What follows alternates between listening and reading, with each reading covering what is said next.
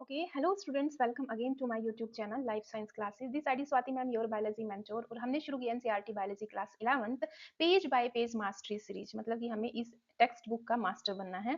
ठीक है, आज ये हमारा सेकंड लेक्चर है। कल हमने जो लेक्चर लिया था उसमें हमने थोड़ा सा ओवरव्यू देखा था इस यूनिट के बारे में, कौन कौन से चैप्टर हैं। उसके बाद में जो हमारा फर्स्ट चैप्टर है द लिविंग वर्ल्ड, उसको शुरू किया था। ठीक है ना। अब द लिविंग वर्ल्ड में बेटा हमने ग्रोथ को कवर कर लिया था, मतलब हम का इंट्रोडक्टरी पार्ट देखा था। दूसरा हमने व्हाट इज द लिविंग, जो कि आपकी न्यू एनसीईआरटी में नहीं है लेकिन ओल्ड एनसीईआरटी में है। इसीलिए मैंने इस चैप्टर की पीडीएफ बेटा टेलीग्राम पे शेयर कर दी है। जिन बच्चों के पास में न्यू एनसीईआरटी है तो वहां से उस टॉपिक को कवर कर लेंगे, क्योंकि ये टॉपिक हमारी एनसीईआरटी से जरूर स्किप है, लेकिन हमारा जो नीट का सिलेबस है वहां अभी भी ये टॉपिक है, इसलिए हमें ये पढ़ना पड़ता है। ठीक है, तो ग्रोथ तक हमने कवर कर लिया था। ठीक है ना, ग्रोथ तक हमने बेटा कवर कर लिया था। लेकिन आज की क्लास शुरू करने से पहले मेरे एक दो क्वेश्चंस हैं आपसे, वो उनके आंसर्स आप मेरे को, उन क्वेश्चंस के आंसर्स आप मेरे को कमेंट बॉक्स में दे देना। मैं सेंचुरी किनको हम 20th सेंचुरी के डार्विन बोलते हैं, पहला क्वेश्चन। दूसरा क्वेश्चन समझते हैं, what do you mean by anthropocentric and biocentric.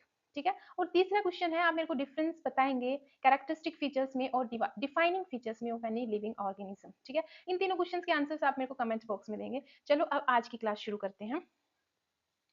Growth बेटा हमने कर लिया था। ठीक है ना, इसके अलावा हमें रिप्रोडक्शन करना है, मेटाबॉलिज्म करना है, कॉन्शियसनेस करना है और सेलुलर ऑर्गेनाइजेशंस।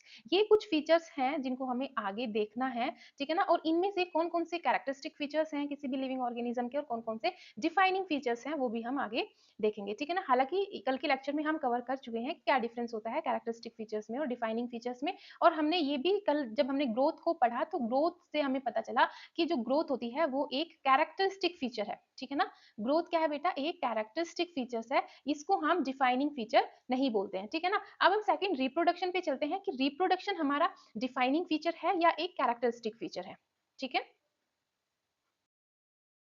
ओके देखो, अब रिप्रोडक्शन, सबसे पहले तो रिप्रोडक्शन क्या होता है, पहले तो हमें यही पता हो कि रिप्रोडक्शन क्या होता है। रिप्रोडक्शन मतलब जब कोई भी लिविंग ऑर्गेनिज्म बेटा अपने जैसे न्यू इंडिविजुअल को प्रोड्यूस करता है। कोई भी लिविंग ऑर्गेनिज्म जब अपने जैसे लिविंग न्यू इंडिविजुअल को प्रोड्यूस करता है या नई ऑफस्प्रिंग बनाता है जो कहीं ना कहीं अपने पेरेंट्स के सिमिलर होती है। ठीक है ना, मोर और लेस सिमिलर ही होती है, तो इसको हम, इस प्रोसेस को हम रिप्रोडक्शन बोलते हैं। और ये दो टाइप का होता है, रिप्रोडक्शन दो टाइप का होता है। एक होता है सेक्सुअल रिप्रोडक्शन और दूसरा होता है एसेक्सुअल रिप्रोडक्शन। ठीक है ना, अब थोड़ा सा डिफरेंस देख लेते हैं सेक्सुअल रिप्रोडक्शन और एसेक्सुअल रिप्रोडक्शन में। अगर मैं सेक्सुअल रिप्रोडक्शन की बात करती हूँ तो यहाँ पर हमारे दो पेरेंट्स का इन्वॉल्वमेंट होता है। यहाँ पे गैमिट्स का फॉर्मेशन होता है, इतना आप बेटा आप 10th क्लास में पढ़ के आए होंगे थोड़ा सा। ठीक है ना, सेक्सुअल रिप्रोडक्शन और एसेक्सुअल रिप्रोडक्शन, जब सेक्सुअल रिप्रोडक्शन की बात करते हैं तो दो पेरेंट्स का इन्वॉल्वमेंट होता है, गैमिट्स का फॉर्मेशन होता है यहाँ पर, और उसके बाद में गैमिट्स का फ्यूजन भी होता है जिसको हम फर्टिलाइजेशन बोलते हैं या फिर सिनगैमी भी बोलते हैं। ठीक है ना, फर्टिलाइजेशन या फिर सिनगैमी। ठीक है, उसके बाद में जो रिप्रोडक्शन, सेक्सुअल रिप्रोडक्शन के बाद में जो हमें प्रोजेनी मिलती है, न्यू ऑफस्प्रिंग मिलती है, उसमें हमें वेरिएशंस देखने को मिलते हैं। ठीक है ना, यानी कि वेरिएशंस किससे आते हैं, सेक्सुअल रिप्रोडक्शन से आते हैं। उसके बाद में अगर हम एसेक्सुअल रिप्रोडक्शन की बात करते हैं तो एसेक्सुअल रिप्रोडक्शन में हमेशा सिंगल पेरेंट का इन्वॉल्वमेंट होता है। जो नई प्रोजेनी या न्यू ऑफस्प्रिंग हमें मिल रही है वो आइडेंटिकल होती है किसके, अपने पेरेंट्स के। आइडेंटिकल बोल सकते हैं या फिर क्लोन बोलते हैं कि वो पेरेंट के बिल्कुल क्लोन है, बिल्कुल एग्जैक्ट कॉपी है। ठीक है, उसके बाद में कुछ एग्जांपल्स हमारी एनसीईआरटी में दे रखे हैं। जैसे अगर मैं फंगस की बात करती हूँ तो वो एसेक्सुअल स्पोर्स बनाती है, फंगस एसेक्सुअल स्पोर्स बनाती है, जिन उन स्पोर्स से आगे चल के फिर वो जर्मिनेट करती है। ठीक है ना, इन स्पोर्स से वो आगे न्यू फंगस को जर्मिनेट करती है। ठीक है ना, अगर हम यीस्ट और हाइड्रा की बात करते हैं तो बेटा इनमें बडिंग होती है। बडिंग मतलब कि जैसे कि अगर यीस्ट है तो ये यीस्ट के एक किसी एंड से मतलब कोई एक बड प्रोट्यूड होने लगती है और कुछ टाइम के बाद में वो डिटैच हो जाती है। ठीक है ना, सेम हाइड्रा में भी होता है। और ये नई जो बड यहाँ से निकली जब ये डिटैच होती है तो ये एक नया इंडिविजुअल हो जाता है। ठीक है ना, उसके बाद में planaria, flat warm, planaria flat warm, इसमें हमें ट्रू जनरेशन देखने को मिलती है। ट्रू जनरेशन मतलब कि अगर प्लेनेरिया है, प्लेनेरिया यानी कि फ्लैट वॉर्म है, सपोज करो ये एक फ्लैट वॉर्म है।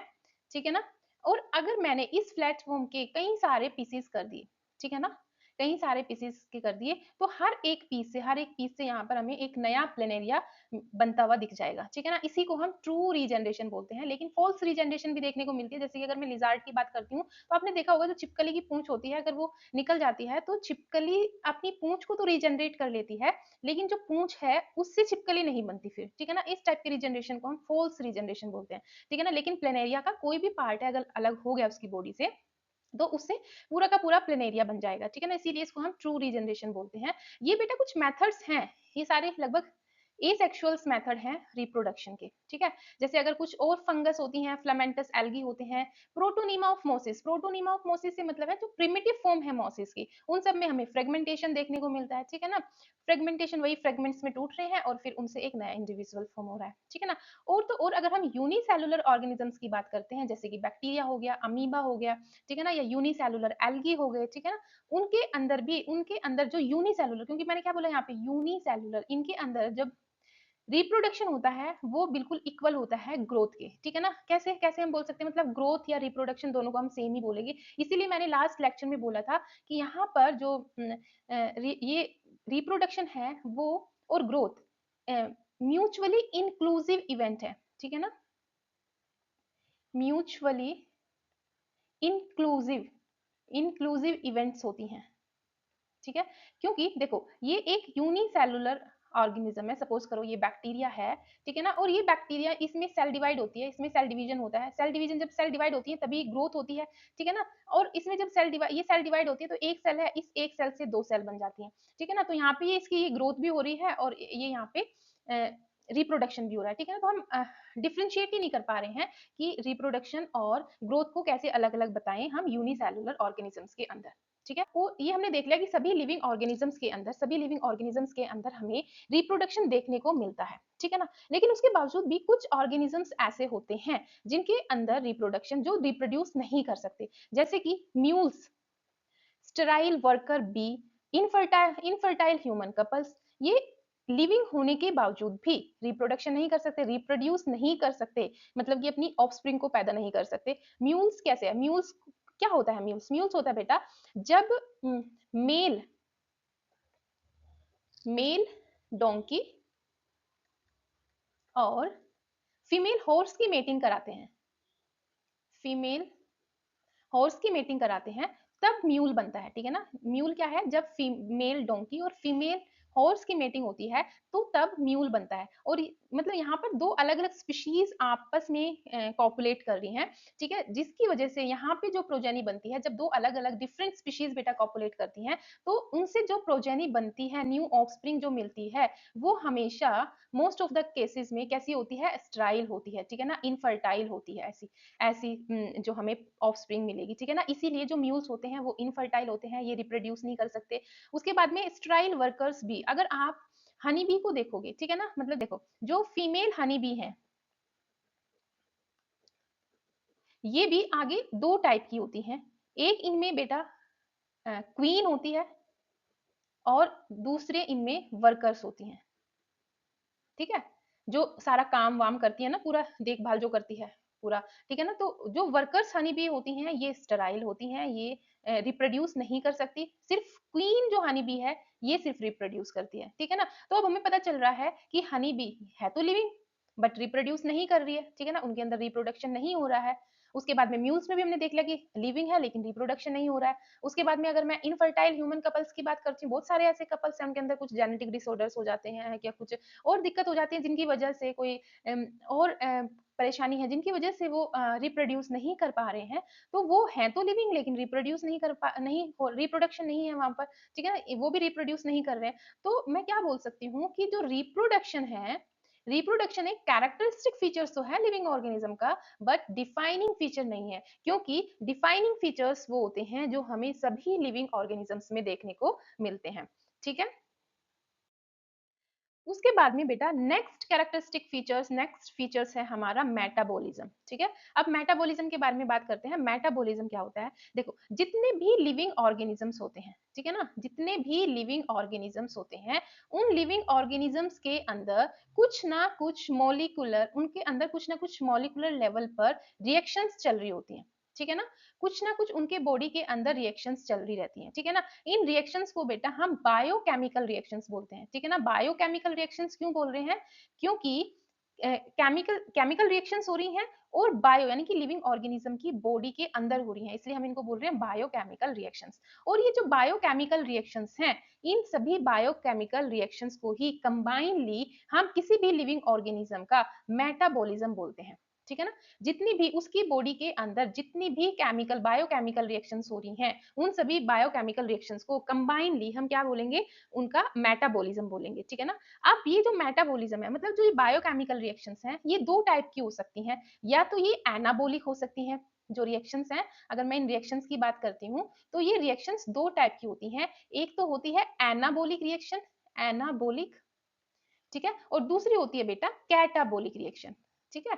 अब जो एनाबोलिक रिएक्शन और कैटाबोलिक रिएक्शन है, क्या समझ में आ रहा है, कैटा, कैटा से हमेशा याद रखना, कैटा, कैटा मतलब काटना, काटना यानी कि टूटना। एनाबोलिक, सबसे पहले एनाबोलिक, एनाबोलिक होता है फॉर्मेशन, ठीक है ना। जब भी, जैसे कि अगर एक मॉलिक्यूल ए है और दूसरा मॉलिक्यूल बी है, ए और बी मिलकर क्या बना रहे हैं, सी बना रहे हैं, ठीक है ना।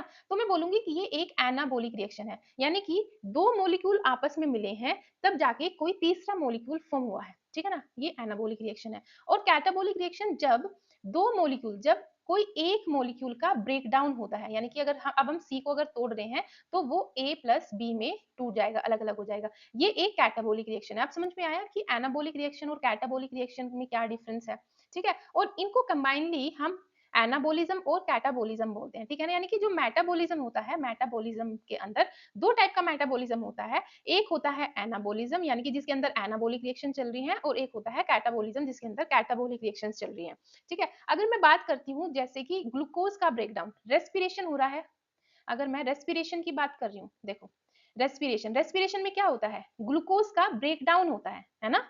ग्लूकोज को हम ब्रेक करते हैं ऑक्सीजन की प्रेजेंस में या एब्सेंस में भी, ठीक है, और यहाँ पर एनर्जी मिलती है फिर, ठीक है। तो जब ग्लूकोज का ब्रेकडाउन हो रहा है, तो ये रिएक्शंस क्या है, ये एक कैटाबोलिक रिएक्शन है, यानी कि मैं रेस्पिरेशन को क्या बोल सकती हूँ, रेस्पिरेशन एक कैटाबोलिक रिएक्शन है, कैटाबोलिक रिएक्शन, ठीक है। अब अगर वहीं मैं फोटोसिंथेसिस की बात करती हूँ, फोटोसिंथेसिस, है ना, फोटोसिंथेसिस की अगर मैं बात करती हूँ, तो फोटोसिंथेसिस बेटा कुछ इनऑर्गेनिक मॉलिक्यूल्स मैटर्स मिलके ग्लूकोज का फॉर्मेशन करते हैं, ठीक है ना। जैसे कि वाटर हो गया, CO2 हो गया, ठीक है ना, वो मिलके क्लोरोफिल की प्रेजेंस में क्या बना रहे हैं, यहाँ पर जो ग्लूकोज है वो फॉर्म हो रहा है, ग्लूकोज यहाँ पर ग्लूकोज का फॉर्मेशन हो रहा है, ठीक है ना, कुछ मॉलिक्यूल्स मिलके ग्लूकोज बना रहे हैं, तो ये एक एनाबोलिक रिएक्शन है। जब ग्लूकोज टूट रहा है, तो ये कैटाबोलिक रिएक्शन है। और ये तो सिर्फ मैंने दो एग्जाम्पल दिए हैं, ऐसे हमारी सेल के अंदर हजारों मेटाबॉलिक रिएक्शंस चलती रहती हैं, साथ साथ में कैटाबोलिक भी और एनाबोलिक भी, क्योंकि हमारी सेल पूरी की पूरी किससे बनी हुई है बेटा, बायोमोलिक्यूल से बनी हुई है, ठीक है।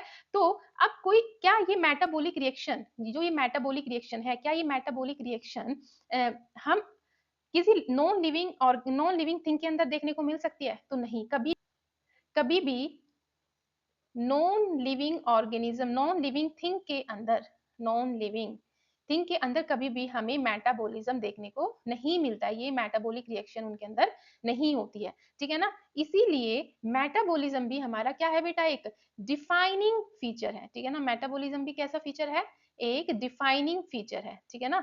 अभी तक हमने ग्रोथ के बारे में पढ़ा, ग्रोथ एक कैसा फीचर था हमारा, ग्रोथ कैरेक्टरिस्टिक फीचर्स, ठीक है ना, ग्रोथ कैरेक्टरिस्टिक फीचर था।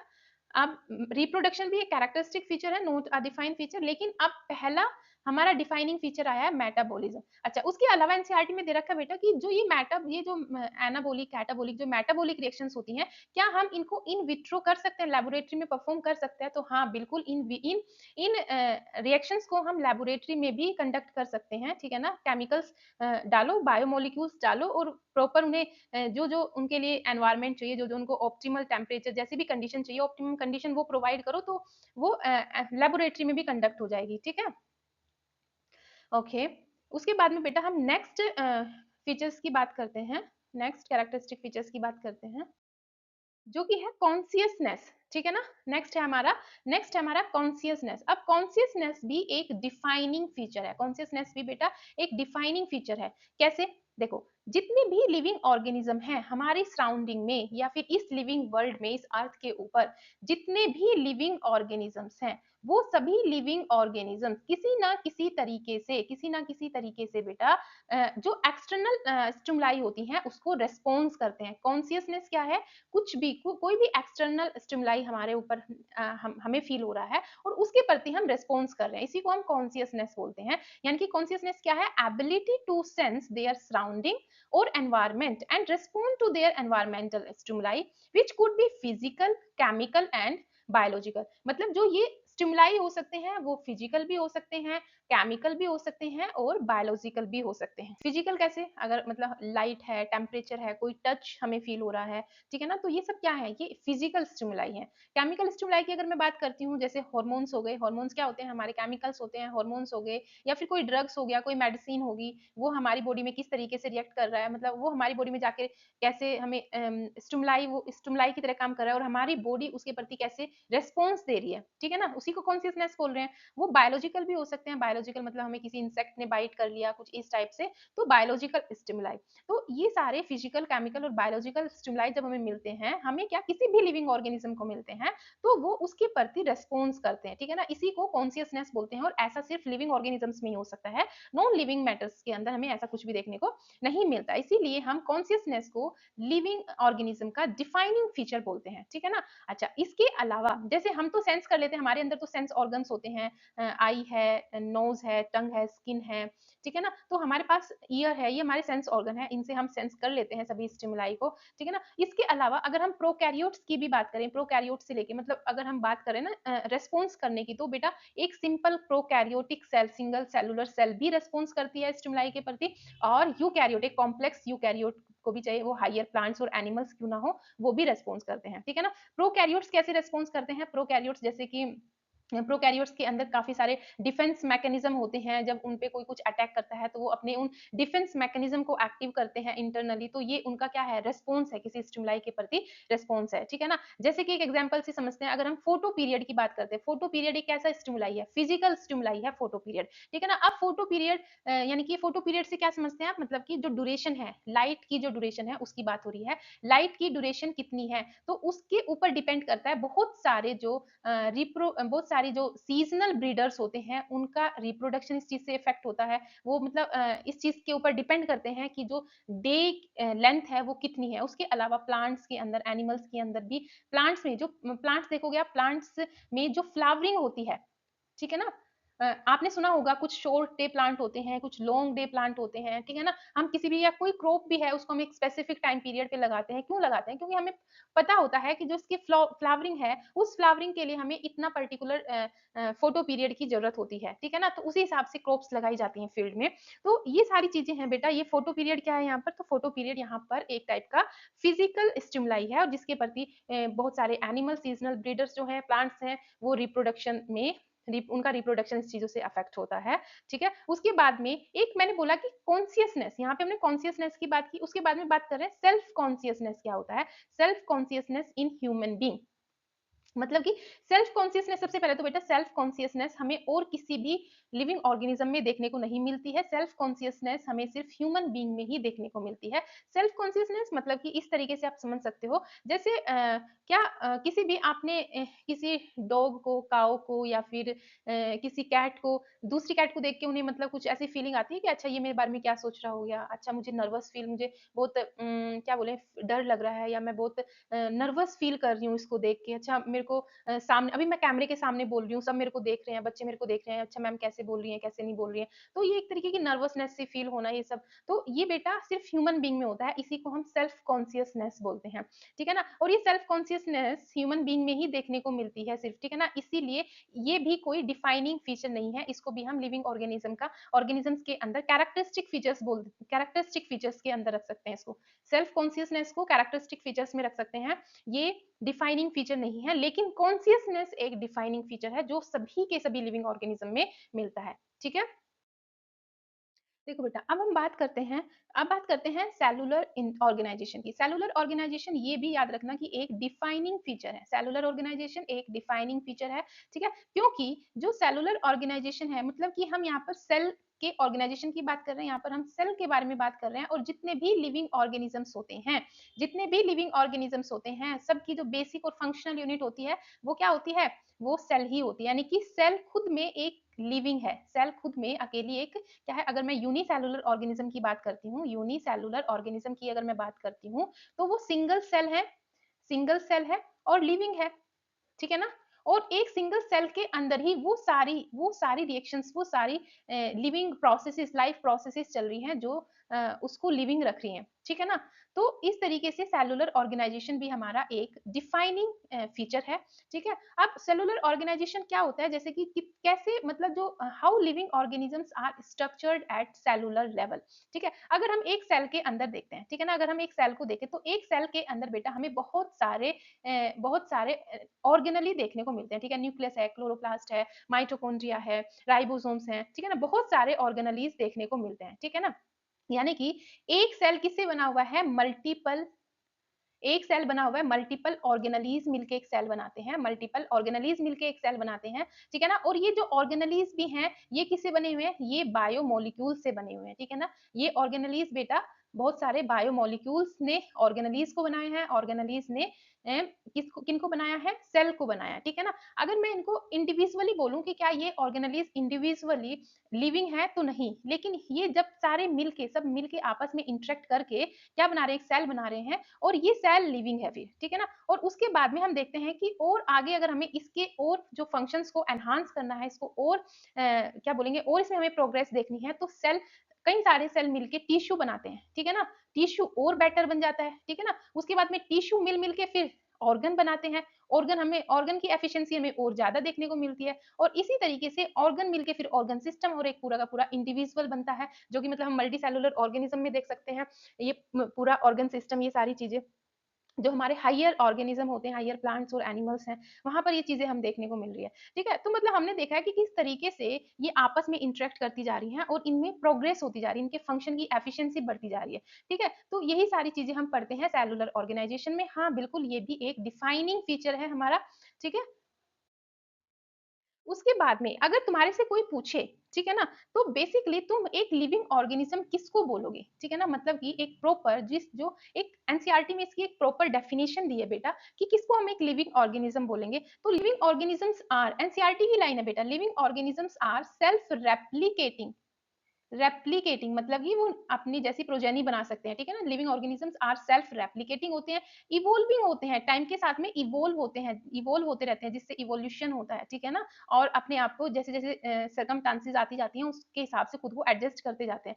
सेल्फ रेगुलेटिंग होते हैं, ठीक है ना? सेल्फ रेगुलेटिंग, खुद को रेगुलेट करना, और इंटरेक्टिंग, इंटरेक्टिंग मतलब किस तरीके से टिश्यू, सेल्स, ऑर्गन एक दूसरे के साथ में इंटरेक्ट करके, मतलब उनका उनमें वो हमें फंक्शंस उनके देखने को मिल रहे हैं, उनके फंक्शंस और बेटर होते जा रहे हैं, जैसे-जैसे वो इंटरैक्ट करते जा रहे हैं, ठीक है ना?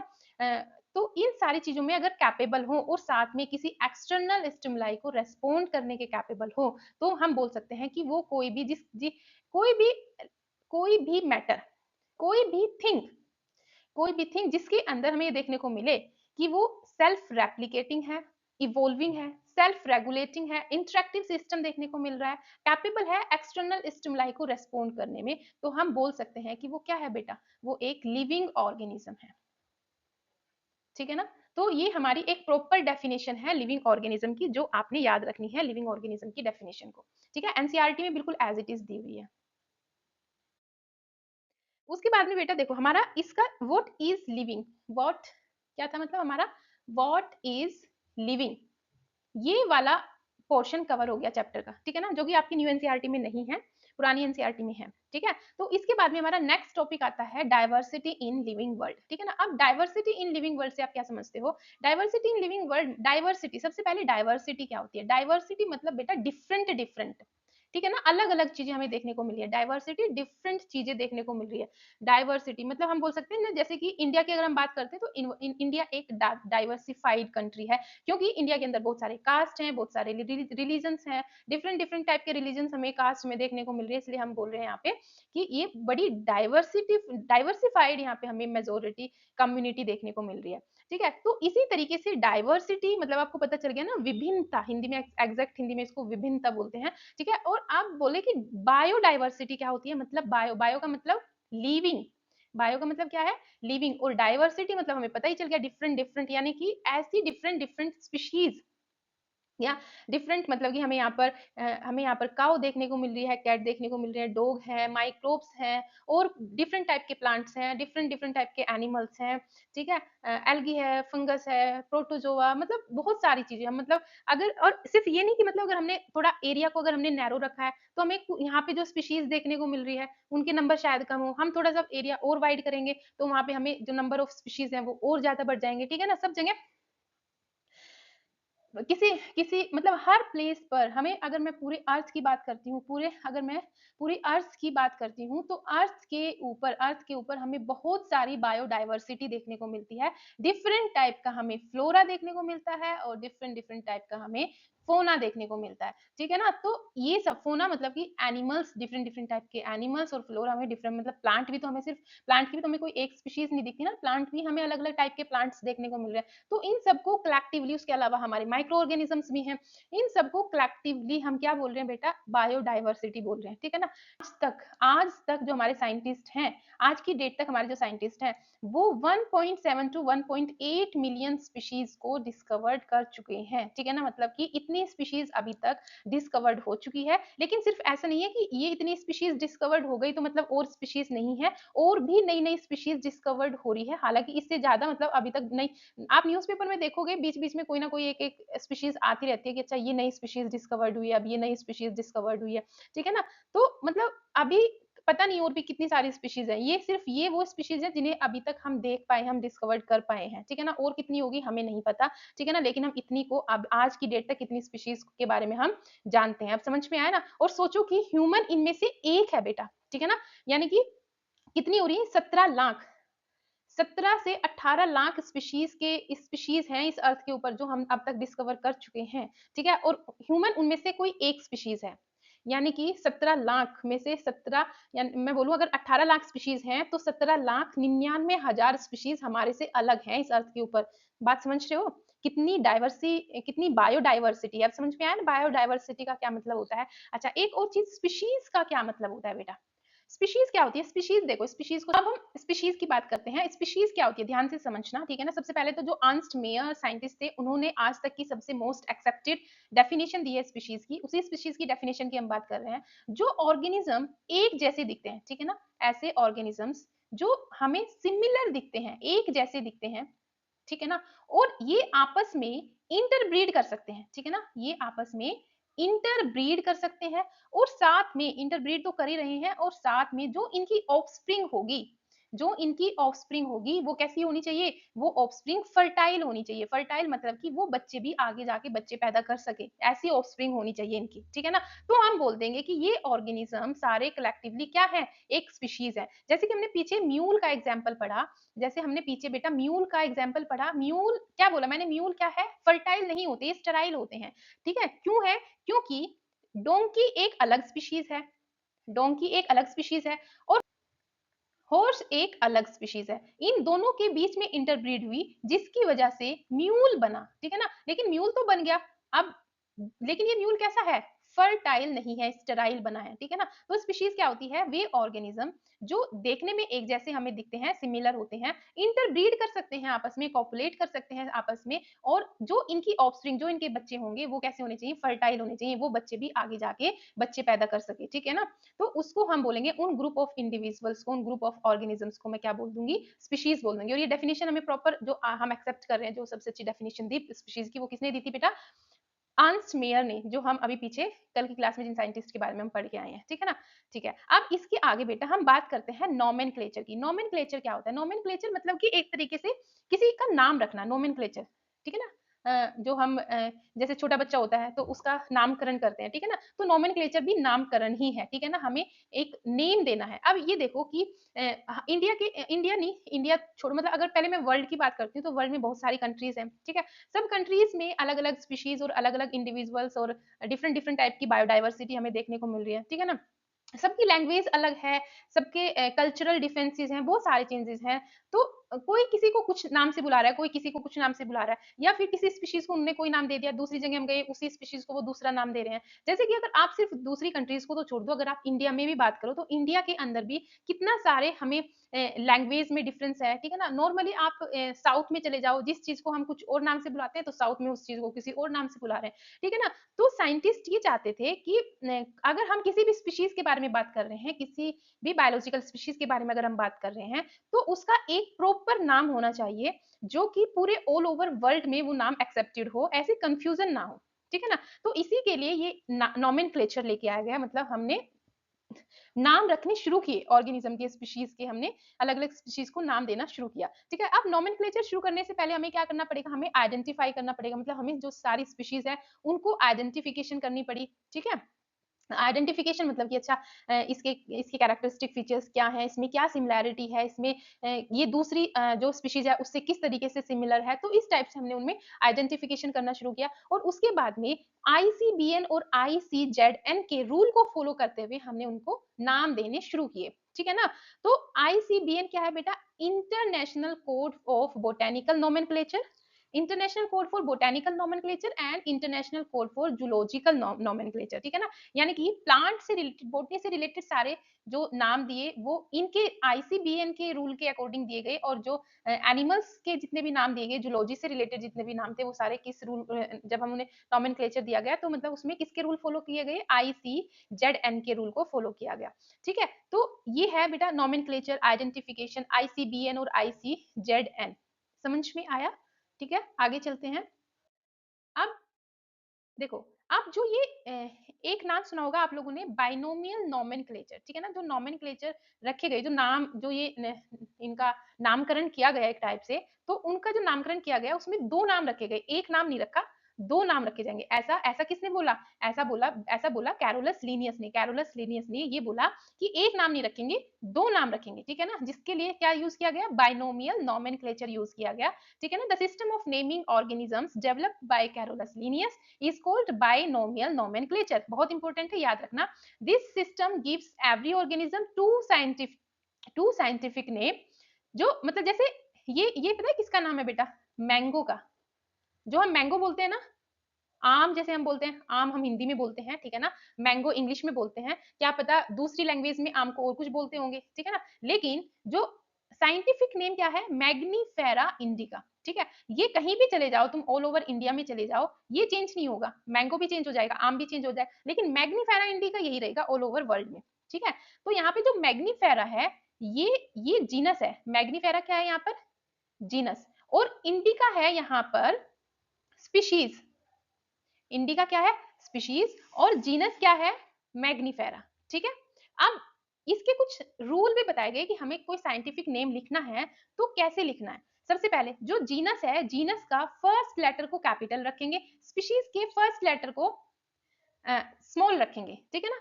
जीनस का फर्स्ट लेटर कैपिटल रखेंगे, स्पीशीज का फर्स्ट लेटर स्मॉल रखेंगे। दोनों को, जीनस और स्पीशीज दोनों को इटैलिक में लिखेंगे, ठीक है ना? कैसे लिखेंगे बेटा? इटैलिक में। मैंने यहाँ पे इटैलिक में लिखा हुआ है, ठीक है ना? अगर आप हैंड मतलब खुद से लिख रहे हो, इस तरीके से लिखेंगे, मैग्नीफेरा, मैग्नीफेरा इंडिका, ठीक है? तो बेटा हम इसको अंडरलाइन कर देंगे, और अलग अलग अंडरलाइन करेंगे, एक ही अंडरलाइन नहीं करेंगे, दोनों को अलग अलग अंडरलाइन करेंगे, मैग्नीफेरा इंडिका, ठीक है? ये कैपिटल लेटर में लिखेंगे, दूसरा स्मॉल लेटर में लिखेंगे स्पीशीज को, दोनों को अलग अलग अंडरलाइन करेंगे या फिर इटैलिक में लिखेंगे, ठीक है? इसके अलावा अगर हम ऑथर का नाम भी ऐड करना चाहते हैं, जिसने इसका नाम दिया है, तो वो बाद में इसको हम इटैलिक में नहीं लिखेंगे। जैसे ये लीनियस ने दिया था मैग्नीफेरा इंडिका नाम, तो यहाँ पे लीन लगाया, LINN, ठीक है ना? तो इसको हम इटैलिक में नहीं, इसको नॉर्मल लिखेंगे। तो ये तरीका होता है किसी भी ये, तो बेटा ये तरीका होता है हमें साइंटिफिक नेम किस तरीके से लिखने होते हैं, जो आपने याद रखने हैं, ठीक है? उसके बाद में अब देखो, अब कुछ और टर्म्स हैं जिनको हमें याद रखना है, जैसे कि टैक्सोनॉमी, क्लासिफिकेशन और सिस्टमैटिक, ये क्या होती हैं, ठीक है ना? आगे जो हम कल का लेक्चर कवर करेंगे तो उसमें ये चीजें कवर होंगी, ठीक है? Taxonomy, classification, systematics. देखो सबसे पहले ना क्लासिफिकेशन पे आ जाओ, क्लासिफिकेशन से बात करते हैं। क्लासिफिकेशन में जब हम ऑर्गेनिजम्स की ग्रुपिंग कर देते हैं ऑन द बेसिस ऑफ उनकी सिमिलैरिटी एंड डिसिमिलैरिटी के बेसिस पे, उनमें क्या-क्या डिफरेंस है, क्या-क्या सिमिलैरिटी है, उनके बेसिस पे हमारे पास में बहुत सारे मतलब क्लासिफिकेशन एक तरीके से हम बोल सकते हैं कि हमारे हमारे घर में हम नॉर्मली अगर हम अपनी किचन में भी देखते हैं या फिर आप अपनी वार्डरोब में जा सकते हो, ठीक है ना? तो आप अपने कपड़ों को किस तरीके से क्लासिफाई करके रखते हो, ठीक है ना? आप अपने ट्राउजर्स अलग रखोगे, आप अपने जो आपके टी-शर्ट्स हैं उनको अलग रखोगे, ठीक है ना? अगर शॉल वगैरह है मतलब कोई फीमेल है तो उसके दुपट्टे और ये सब चीज़ें अलग रखेंगे। तो मतलब आप समझ रहे हो ना कि हम हर एक चीज़ को क्लासिफाई कर रहे हैं, ठीक है? इसी तरीके से अगर हम किचन में जाते हैं तो अच्छा हाँ ये डब्बे एक तरफ रख दिए, इस टाइप के डब्बे इनमें क्या-क्या चीज़ें हैं मतलब दाल हमने एक साइड रख दी। ऐसा तो नहीं करते ना कि हम सारी चीज़ों को मिक्स करके और सब एक जगह डाल के और भर दिया सब एक जगह, ऐसा नहीं करते ना। तो हम सबको एक ऑर्गेनाइज़ वे से रखते हैं। इसी को बोलते हैं बेटा क्लासिफिकेशन, ठीक है ना? तो अगर मैं यहाँ पर बायोलॉजिकल जो बायोडायवर्सिटी है इतनी सारी अब मैंने बोला कि 1.7 टू 1.8 मिलियन स्पीशीज़ है, उनको उनके बारे में हमें पढ़ना है, तो हम उनको कलेक्टिवली कैसे पढ़ेंगे? तो सबसे पहले हमने उनको थोड़ा कैटेगराइज़ किया, उनकी सिमिलैरिटी को देखते हुए और उनके डिफरेंसेस को देखते हुए। इसी को हमने क्लासिफिकेशन बोला, ठीक है? उसके बाद में क्लासिफिकेशन के बाद में हम आ गए टैक्सोनॉमी पे। टैक्सोनॉमी किसको बोलते हैं? टैक्सोनॉमी मतलब branch of science that deals with classification, यहाँ पे हमारा क्लासिफिकेशन भी आ जाएगा, आइडेंटिफिकेशन भी आ जाएगा और साथ में नेमिंग भी आ जाएगी। मतलब यहाँ पर हमने क्लासिफिकेशन भी मतलब जो टैक्सोनॉमी है कलेक्टिवली क्लासिफिकेशन भी आ गया, आइडेंटिफिकेशन भी आ गया और इसके अंदर नेमिंग भी आ गई, ठीक है? उसके बाद में बेटा अब चलते हैं सिस्टमैटिक। सिस्टमैटिक क्या होती है? सिस्टमैटिक के अंदर हम मतलब सिस्टमैटिक के अंदर एक तरीके से आप समझ सकते हैं कि यहाँ पर हम टैक्सोनॉमी और इवोल्यूशनरी रिलेशनशिप यानी कि फाइलोजेनेटिक को कंसीडर करेंगे। इसमें क्या है सिस्टमैटिक होती है branch of biology that deals with the study of diversity of organism, organism की डाइवर्सिटी को स्टडी करते हैं एंड देयर इवोल्यूशनरी रिलेशनशिप मतलब कौन किसके कितने पास है कितने दूर है, मतलब कि हम ये देखेंगे कि जैसे ह्यूमन बींग है, ह्यूमन बींग से अगर मंकी की बात करें, अगर रेट की बात करें, अगर डॉग की बात करें तो ये हमारे से कितनी डिस्टेंस पे है फाइलोजेनेटिकली, मतलब कि अगर हम जेनेटिकली देखें वो इवोल्यूशन में अगर हम बात करें तो कितने वो हमारे से डिस्टेंस पे है। तो ये सारी इवोल्यूशनरी रिलेशनशिप इनको हम बोलते हैं। तो इन सब चीजों को और डाइवर्सिटी यानी कि डाइवर्सिटी मतलब कि क्लासिफिकेशन भी, आइडेंटिफिकेशन भी आ गया, नेमिंग भी आ गया, ये सारी चीजें भी मतलब आप बोल सकते हो कलेक्टिवली सिस्टमैटिक क्या है, टैक्सोनॉमी भी हम सिस्टमैटिक में पढ़ते हैं और साथ में इसके साथ में हम इवोल्यूशनरी रिलेशनशिप भी यहाँ पर हम पढ़ रहे हैं, ठीक है? तो तीनों टर्मिनोलॉजी आपको क्लियर हुई। क्लासिफिकेशन मतलब सबसे मैं बोलूँ ब्रॉड टर्म क्लासिफिकेशन है। उसके बाद में क्लासिफिकेशन के अंदर फिर हमने टैक्सोनॉमी ले आए, मतलब क्लासिफिकेशन को अब हम उसमें आइडेंटिफिकेशन और आगे फर्दर आइडेंटिफिकेशन उसमें करने लगे, नेमिंग देने लगे। फिर हम सिस्टमैटिक में गए तो मतलब और हम अब ये देख रहे हैं कि अच्छा कौन सा ऑर्गेनिज्म किससे कितना फाइलोजन कितना इवोल्यूशनरी देखें तो कितना डिस्टेंट पे है, कितना पास में है, तो हम उनके बीच में दो दो इंडिविजुअल के बीच में अब हम इवोल्यूशनरी रिलेशनशिप भी देख रहे हैं साथ में और डाइवर्सिटी भी देख रहे हैं, तो वो सब आगे हमारी सिस्टमैटिक में क्लियर होगी बेटा यहाँ तक बात। अब देखो इनका तीनों का एक ओवरव्यू है, मतलब कि यहाँ पे जैसे क्लासिफिकेशन ग्रुपिंग ऑफ ऑर्गेनिज्म करते हैं, टैक्सोनॉमी में नेमिंग डिस्क्राइबिंग और क्लासिफाइंग, सिस्टमैटिक में टैक्सोनॉमिक और इवोल्यूशनरी, इस टेबल को आप देख लेना, ठीक है? अब यहाँ तक अगर आपको कोई भी डाउट आता है तो आप मेरे से टेलीग्राम चैनल पे पूछ सकते हैं या फिर बेटा आप मेरे को उस पर कमेंट बॉक्स में आप मेरे को मैसेज कर सकते हैं कि अगर कोई भी आपको डाउट है, ठीक है? स्टूडेंट्स तो आज की क्लास में इतना ही, आगे मे बी कल ये चैप्टर आपका कंप्लीट हो जाएगा द लिविंग वर्ल्ड, ठीक है ना? तो प्लीज लाइक कर देना, शेयर कर देना, चैनल को सब्सक्राइब कर देना, टेलीग्राम चैनल को ज्वाइन कर लेना, वहाँ पर आपको सारी अपडेट मिलेंगी। इस जो पीपीटी है इसका हैंडआउट भी मैं टेलीग्राम पे शेयर कर दूंगी, ठीक है? Okay, thank you so much and bye bye, फिर कल मिलते हैं नेक्स्ट क्लास में।